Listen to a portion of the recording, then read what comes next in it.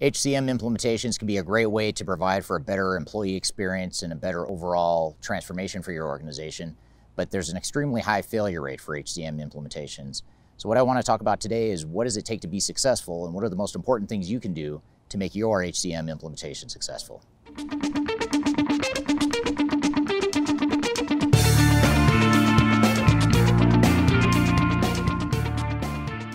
My name is Eric Kimberling. I'm the CEO of Third Stage Consulting. We're an independent consulting firm that helps clients through their digital transformation journeys. And as I mentioned, HCM implementations can be game changers for many organizations. It can be a great way to automate HR processes and technologies, but they're also very difficult. They can have a high failure rate and they can go over budget. They can take longer than expected. A lot of different things and risks that can go wrong with HCM implementation. The good news is that there's not a secret sauce or a magic answer as to why these projects succeed or fail. There's a common set of patterns of what the successful HCM implementations do versus those that are less successful. And so what I want to talk about today are those common steps and best practices that the more successful HCM implementations take. One of the prerequisites and the most important prerequisites to a successful HCM implementation is to ensure that you have a clear strategy for how you're going to make your project successful and what the project is going to do to help you accomplish your bigger picture corporate strategies, as well as defining clearly what your business requirements are from an HR technology perspective. So I want to unpack each of those two things separately here. The first thing is the overall strategy. You want to make sure that the HCM implementation and just the overall direction you're going with your HCM initiative is aligned with your overall corporate strategy, and that you've defined a clear HCM strategy to support that overall corporate strategy. So for example, if one of your corporate strategies is to standardize your operations across multiple locations across the world, that's a clear strategy. That could be something that's been defined by your executive team as the overall direction of your corporate strategy. If on the other hand, your HCM strategy is to have more of a decentralized, autonomous approach to the HCM technology and deployment, that's going to create some misalignment right away off the start. You've created a situation where your HCM strategy is not well aligned with the overall corporate strategy. And that's just one example of how you might have misalignment within your organization.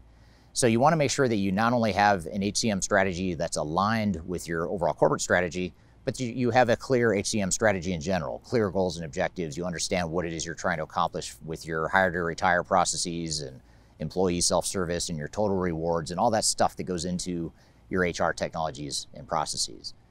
The other part of this is understanding what your business requirements are. You want to clearly define and document what those HR-related business requirements are. What is it you want to accomplish? What are your needs?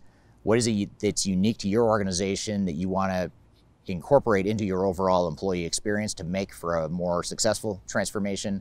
Those are all things that need to be defined as part of your overall HCM deployment. So having those clear strategies and requirements defined early on before you ever start evaluating technologies or implementing technologies is one of the most important things you can do. The next step in an effective HCM transformation is to find the right technology and the right tools to help automate your processes and to help enable the overall transformation. And I'm not going to get into all the details of all the different systems that are out there in the marketplace, but there's two major buckets of categories you can consider. First of all are your traditional HR technologies or HCM-focused technologies, things like SAP SuccessFactors or Workday, Oracle Talent Management. Those are just three examples of some of the more popular and more common HCM systems. And every HCM system out there is different, has different needs, different strengths and weaknesses, things that make them unique. And you want to make sure you objectively evaluate those different options and really do a gap analysis of how those different options compare to your specific needs and requirements. And this is easier said than done because when you ask the vendors, they're probably going to tell you that their software can do everything you want it to do. The key is to understand objectively and to cut through the sales and marketing spin to understand what the technology can really do and how well the technology can do it. So you want to evaluate your HCM specific options as one potential category. Another potential category for HCM solutions might be your broader enterprise-wide technologies, things like ERP systems. And ERP systems oftentimes will have HCM modules that handle HCM needs. So if you're an organization, for example, that already uses one of the big ERP systems, you might look to their HCM module as a potential option that would more easily integrate with the core ERP system. Now, the real question becomes, if you do go down the path of looking at potential ERP HCM modules, What if the ERP system you're using now doesn't have a good HCM module? Do you just settle for something less, or do you go find a best of breed point solution that more specifically handles your needs within HR? That's the million-dollar question that I can't give you a general answer for, but that is the risk or the trade-off you have to consider as you're looking at HCM standalone systems versus ERP systems that might have an HCM module. And if you're looking for more details of what types of HCM systems are out there, I encourage you to check out our annual digital transformation report. In that report, we have a top 10 ranking of the top HCM systems in the marketplace that's objectively and technology agnostically ranked by our team. And that'll just give you some ideas of what are some of the systems out there, what are the pros and cons, and which ones might you consider for your short list. And you can find a link to that report down below. Once you've defined the technology that best fits your HR technology needs, now it's time to define what our overall implementation strategy and plan is, as well as how we're going to integrate that HCM capability with other parts of our organization. So as far as implementation planning, let's start there. We want to make sure that we recognize a couple things. First of all, the proposals you get from software vendors, from the HCM vendors, are probably going to underestimate the amount of time and money it's going to take to implement your technology. So you really need to add a dose of reality to whatever proposal you get from HCM vendors, largely because they tend to be overly optimistic with their proposals, but also because their proposals are only focused on the technical aspect of your overall implementation. There's a lot of other aspects of your transformation that are going to be critical and will affect your overall time and cost. Things like change management, which I'm going to talk about here in just a moment, as well as integration, architecture, and all the other things that go into the transformation. Those things need to be baked into your implementation plan and budget. And the other reason why proposals from HCM vendors tend to underestimate time and cost is because they tend to have overly optimistic assumptions around what it's going to take to deploy the technology. Chances are the people and the process side of your transformation is going to slow things down and cost you more. It's not going to have a lot to do necessarily with the technology you deploy. It's the fact that you're changing your organization. This is especially true, for example, if you're moving from a highly manual HR process around, for example, paid time off.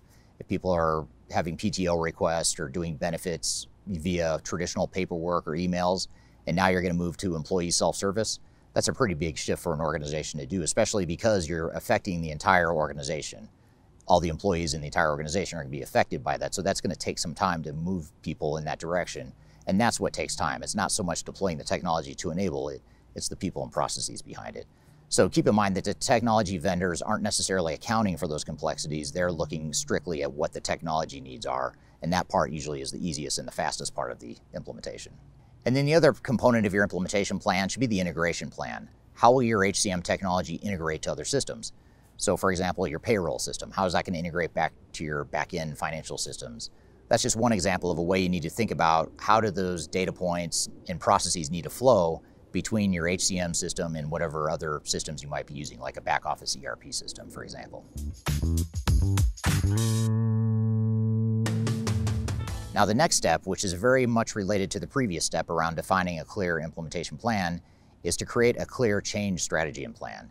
And technically this should be part of your implementation strategy and plan, but it's worth calling out here because most organizations forget to do it, or they underestimate or underinvest in this activity. Now, the most important thing I can point out here is that we have to remember that this is an HR initiative, so it affects people by definition.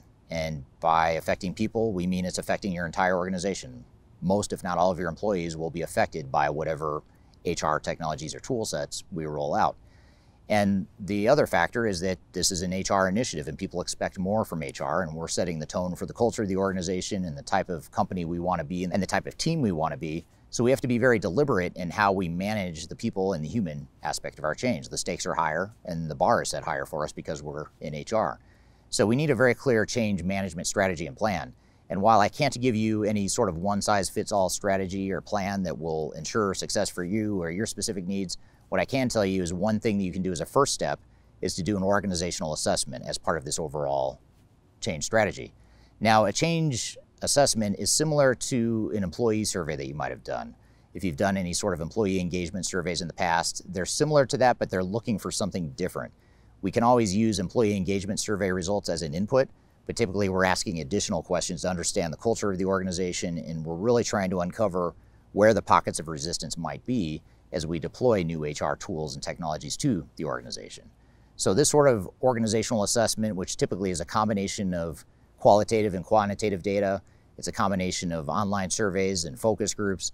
That analysis and assessment that comes out of that should inform how we create a specific change strategy that's specific to our needs and our culture and the future state of where we're trying to head. But regardless of where you land with your overall change strategy, you want to make sure you deliberately focus on this work stream, because this is arguably the most important part of making an HCM transformation successful. Now, the next step in this process is to ensure that you have a quality assurance framework in place during your transformation.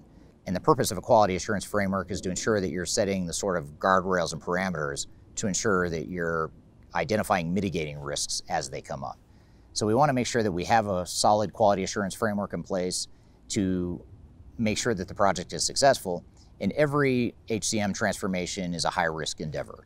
It's just a matter of what the risks are, how severe they are, what the root cause is, and how we address those risks. That's the important part, is not pretending that the risks aren't there, but fully acknowledging there's going to be a ton of risks. But the key is, how do we mitigate those risks and identify them and prioritize them and all that good stuff. So quality assurance framework can be a great way to do that. That's something that our team at Third Stage provides to clients all the time during their HCM transformations. And in fact, I have a video on my YouTube channel that talks specifically about quality assurance, and I've included a link to that below as well. So quality assurance, make sure you have that project governance, quality assurance, PMO, that whole bucket of stuff is going to be critical to make sure that your project is successful in the long run. So I hope you found this information useful in giving you some ideas on how to make your HCM transformation successful. I've also included a number of links and downloads below in the description field of different videos and reports and downloads that'll help you in your HCM journey. Among those links, one is called the Digital Transformation Report. It's our annual report we publish each year that provides a number of best practices for not only HCM implementations, but digital transformations in general. It also includes a ranking of the top HCM systems that you might want to consider as your transformation continues. And certainly if you have any questions or you want an informal sounding board as you continue your HCM journey, I'd be happy to chat with you, and I've included my contact information below. So I hope you found this information useful and hope you have a great day.